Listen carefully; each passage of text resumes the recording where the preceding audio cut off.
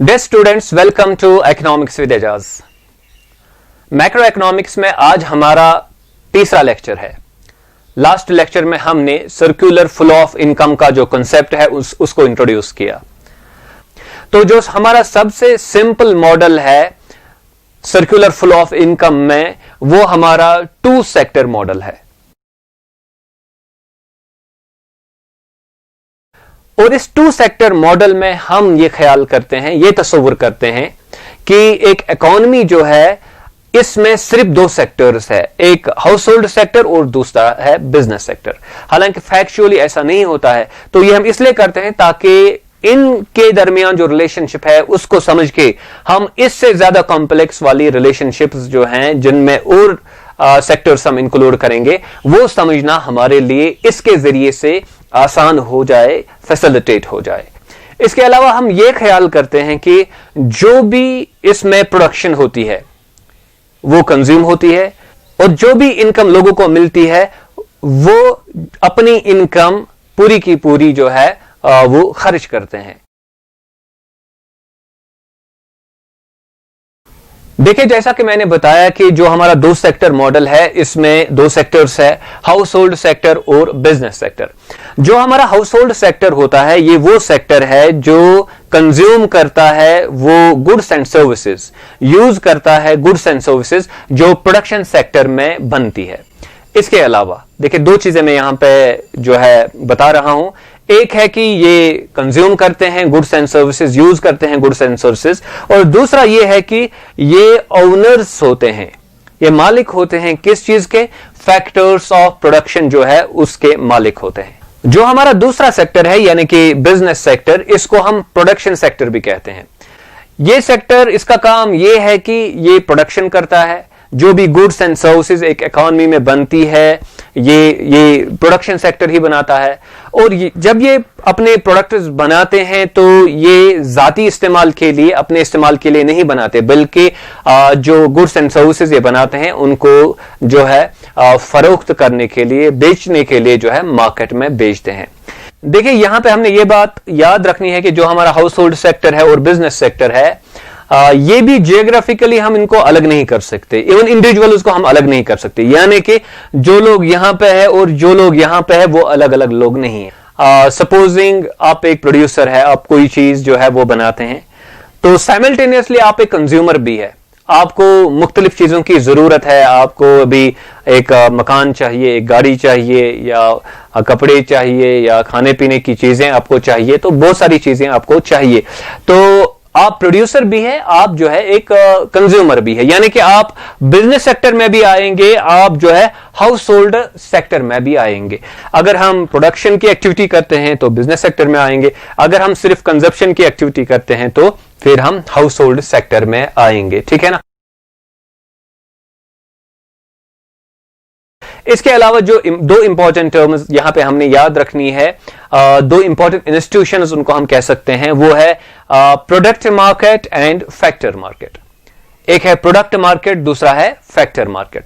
तो जो हमारा प्रोडक्ट मार्केट होता है, प्रोडक्ट मार्केट का मतलब यह है कि जहां पे आप अपने गुड्स एंड सर्विसेज जो आपने मार्केट के लिए जो है बनाई होंगी, तो वो जहां पे आप फरोख्त करेंगे, जहां पे सेल करेंगे, तो उसको हम प्रोडक्ट मार्केट कहते हैं। यहां पे आपको ये बात याद रखनी होगी कि मार्केट का मतलब कोई जियोग्राफिकल एरिया जरूरी नहीं है इकोनॉमिक्स में। मार्केट मीन्स कि जब ट्रांसैक्शन हो जाए, ट्रांसैक्शन हो जाएगी, खरीदो फरोख्त हो जाएगी, तो मार्केट एस्टैब्लिश होता है। अब ये प्रोडक्ट मार्केट क्या है? प्रोडक्ट मार्केट वो ट्रांसैक्शंस हैं जहां पे गुड्स एंड सर्विसेज बेची जाती हैं, किन की तरफ से? बिजनेस सेक्टर की तरफ से या प्रोडक्शन सेक्टर की तरफ से। तो इसको हम प्रोडक्ट मार्केट कहते हैं। जैसा कि मैंने पहले ही बताया कि जो हमारे गुड्स एंड सर्विसेज हैं वो यूं ही नहीं बनते, तो उनको बनाने के लिए फैक्टर्स ऑफ प्रोडक्शन की जरूरत होती है। तो ये जो बिजनेस सेक्टर है, ये फैक्टर्स ऑफ प्रोडक्शन जो है फैक्टर मार्केट से खरीदते हैं। So the difference lies in the fact के जो प्रोडक्ट है जिसको खरीदा जाता है, उस प्रोडक्ट का पर्पस क्या है, खरीदने का पर्पस क्या है। अगर पर्पस ये है कि खुद के लिए इस्तेमाल करना है, फर्दर प्रोडक्शन के लिए इस्तेमाल नहीं करना है, तो फिर हम इसको गुड्स एंड सर्विसेज में लाएंगे। और अगर पर्पस इसका यह है कि हमें और प्रोडक्शन करनी है, तो फिर हम इनको फैक्टर्स ऑफ प्रोडक्शन या फैक्टर सर्विसेज में इंक्लूड करेंगे। अब तक हमने डिस्कशन में 4 जो इंपॉर्टेंट टर्म्स है उनको डिस्कस किया, house hold sector, business sector, product market and factor market. तो अब हम ये समझने की कोशिश करेंगे कि इनके दरमियान जो है सर्कुलर फ्लो ऑफ इनकम कैसे होती है और उसका मतलब क्या है। चलिए आप हम यहां से स्टार्ट करते हैं बिजनेस सेक्टर से या प्रोडक्शन सेक्टर से। अब यहां पे क्या होता है, यहां पे प्रोडक्शन होती है, गुड्स एंड सर्विसेज बनते हैं कहां पे, बिजनेस सेक्टर में या प्रोडक्शन सेक्टर में। तो ये हमारे गुड्स एंड सर्विसेज है। तो यहां पे आप देख सकते हैं कि ये गुड्स एंड सर्विसेज कहां से, एरो आपको दिखाती है कि ये ट्रैवल करते हैं फ्रॉम बिजनेस सेक्टर, आगे जाके ये गुड्स एंड सर्विसेज है तो कहां पहुंचते हैं, प्रोडक्ट मार्केट में। ये प्रोडक्ट मार्केट में पहुंचते हैं। तो फिर प्रोडक्ट मार्केट में जो है, जो हाउस होल्ड सेक्टर है, वहां से इसको खरीदता है इन गुड्स और सर्विसेज को। तो कहां पहुंचते हैं ये गुड्स एंड सर्विसेज, ये हाउस होल्ड सेक्टर में पहुंचते हैं, यानी कि वो लोग इसको इस्तेमाल करते हैं। तो ये यहां से शुरुआत होती है गुड्स एंड सर्विसेज की, कहां तक, हाउस होल्ड सेक्टर तक, ठीक है ना। तो ये जो हमारा बिजनेस सेक्टर है, ये जो हमारा बिजनेस सेक्टर है, ये जो ये गुड्स एंड सर्विसेज बनाते हैं, ये गुड्स एंड सर्विसेज बनाते हैं, तो ये यूं ही नहीं बनाएंगे, ये अपने फायदे के लिए बनाएंगे। जब किसी को ये देंगे तो उससे पैसे लेंगे, इसकी कीमत लेंगे। तो क्या होता है कि जब ये house hold sector goods and services receive करते हैं या इनका यूज करते हैं, कंज्यूम करते हैं, तो क्या होता है कि ये एक्सपेंडिचर करते हैं एट दैट टाइम। तो इस एक्सपेंडिचर को क्या होता है कि प्रोडक्ट मार्केट के जरिए से ये बिजनेस सेक्टर तक पहुंचता है, यानी कि एक गुड और सर्विस बेचकर जो है पैसा किधर चला जाता है, बिजनेस सेक्टर में चला जाता है।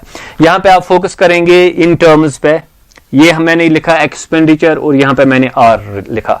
अब ये जो पैसा है जो कंज्यूमर जो है एक्सपेंडिचर करता है, वो बिजनेस सेक्टर में जाता है एज रेवेन्यू, यानी कि ये लोग इसको रेवेन्यू कहेंगे। इस पैसे को ये लोग जो है रेवेन्यू कहते हैं, जो बिजनेस सेक्टर है वो इसी पैसे को रेवेन्यू कहता है, ठीक है। तो जो हमारा हाफ साइकिल है हम वो यहां पे कंप्लीट कर रहे हैं। वो क्या है, business sector goods and services बना रहा है और प्रोडक्ट मार्केट के जरिए ये goods and services house hold sector तक जाते हैं। हाउस होल्ड सेक्टर जब गुड्स एंड सर्विसेज लेते हैं तो वो एक्सपेंडिचर करते हैं, प्रोडक्ट मार्केट के जरिए ये बिजनेस सेक्टर तक पहुंचता है एज रेवेन्यू। तो हमारा हाफ जो साइकिल है वो कंप्लीट है। तो अभी हम ऊपर जो फैक्टर मार्केट का रोल है उसको देखेंगे। देखिए ये बिजनेस सेक्टर जो है ये अपने जो फैक्टर्स ऑफ प्रोडक्शन है फैक्टर मार्केट से हासिल करते हैं, लेकिन फैक्टर मार्केट को कौन लोग ये सप्लाई करते हैं, house hold sector. Because factors of production जो है जैसे कि लैंड है, इसी तरह कैपिटल है, लेबर है या एंटरप्रेन्योरशिप है, तो ये 4 चीजें हैं जो यूजुअली हम फैक्टर्स ऑफ प्रोडक्शन में लाते हैं, land, labour, capital and entrepreneurship. और लैंड को मिलती है रेंट, ठीक है ना, लेबर को वेजेस मिलते हैं, कैपिटल को इंटरेस्ट मिलता है और एंटरप्रेन्योरशिप को जो है वो प्रॉफिट मिलता है। तो ये 4 सोर्सेज ऑफ इनकम बन गए हमारे।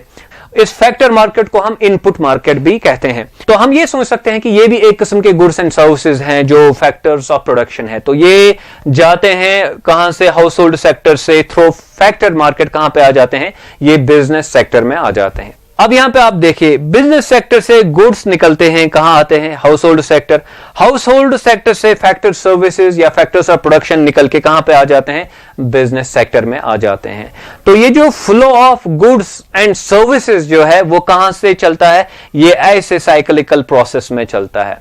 It moves from business sector to household sector, from household sector back to the business sector and the cycle continues. ठीक है ना।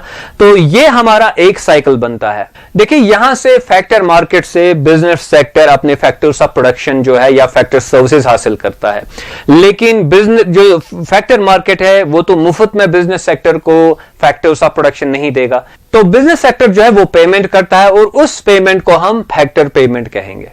ठीक है ना। तो फैक्टर पेमेंट कहां से जाती है? बिजनेस सेक्टर से जाती है। थ्रो फैक्टर मार्केट कहां पे आती है? वो हाउस होल्ड सेक्टर में आती है, क्योंकि फैक्टर्स ऑफ प्रोडक्शन के जो ओनर्स है वो कौन है? वो हाउस होल्ड सेक्टर है, ठीक है ना। अब यहां पे फोकस कीजिए। पैसा जो है वो कहां से निकलता है? वो हाउस होल्ड सेक्टर से निकलता in the form of expenditure, जो प्रोडक्ट मार्केट से जो है एज रेवेन्यू बन के कहां पे चला जाता है? बिजनेस सेक्टर में। बिजनेस सेक्टर से पैसा निकलता है in the form of factor payment, ठीक है ना। तो वो कहां चला जाता है? Factor market. और फैक्टर मार्केट से आगे कहां चला जाता है? ये हाउस होल्ड सेक्टर में जाता है। यहां पे जैसे कि यहां पे हमने एक्सपेंडिचर लिखा, यहां पे क्या लिखा? रेवेन्यू। इसी तरह यहां पे अगर आप लिखेंगे फैक्टर पेमेंट, ठीक है, यहां पे आप फैक्टर इनकम भी लिख सकते हैं, ठीक है। तो यहां पे आप फैक्टर इनकम भी जो है वो लिख सकते हैं। अब देखिए हमारा दूसरा साइकिल कौन सा है? दूसरा साइकिल ये है कि पैसा हाउस होल्ड सेक्टर से निकल के जो है बिजनेस सेक्टर में चला जाता है, और बिजनेस सेक्टर से निकल के जो है हाउस होल्ड सेक्टर में चला जाता है।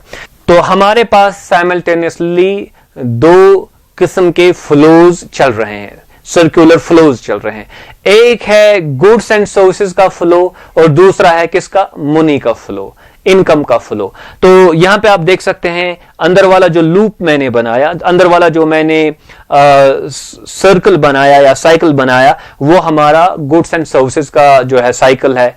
चाहे हम प्रोडक्ट मार्केट की बात करेंगे, फैक्टर मार्केट की बात करेंगे, या फिर बिजनेस सेक्टर और हाउस होल्ड सेक्टर की बात करेंगे, तो ये सर्कुलर प्रोसेस जो है वो कंटिन्यूअसली चलता है इन दो के दरमियान ऑफ गुड्स एंड सर्विसेज। तो ये जो फ्लो हम देख रहे हैं ये क्या है? ये क्लॉकवाइज है, राइट।